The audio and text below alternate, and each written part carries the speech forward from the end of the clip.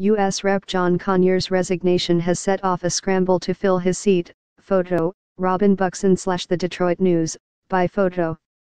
The quest is on in Michigan's 13th congressional district to find a replacement for U.S. Rep. John Conyers, Jr. Dozens of civic leaders, from labor to clergy, have been meeting regularly to try to find a likely successor to the venerable statesman who was forced to retire amid allegations of sexual harassment. Voters will make the choice at the polls on August 7 and November 6. The list of potential contenders is growing daily, and political factions are stressing the need to quickly find a consensus candidate.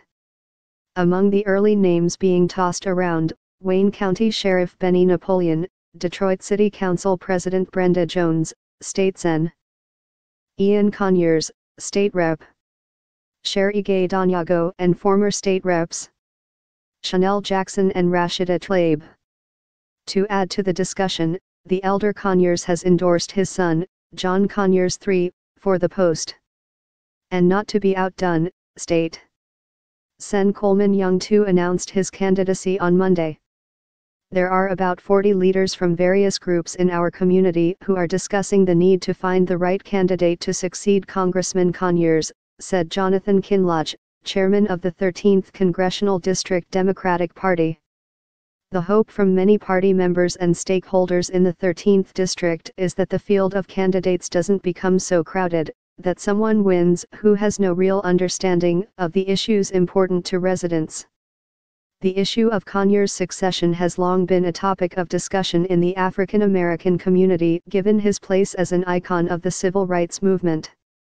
The concern has always been whether he was grooming someone with the political mettle and requisite skills to represent the district.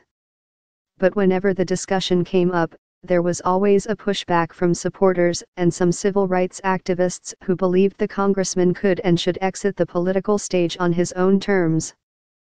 And in 2015, when Conyers became the first African American to attain the status of Dean of the U.S.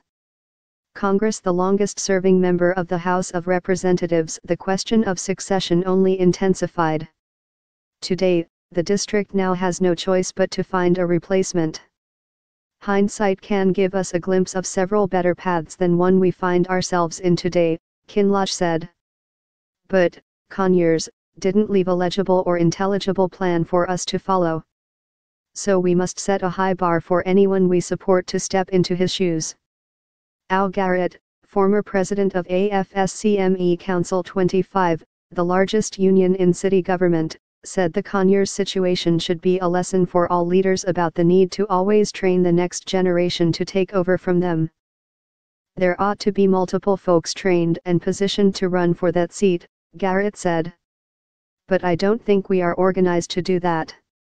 Garrett, a longtime power broker, said there should have been an array of individuals who could have benefited from the tutelage of Conyers when he was in office. He said that, for example, an institute could have been created like a John Conyers Political Leadership Academy to help train and prepare a cadre of leaders for future political positions.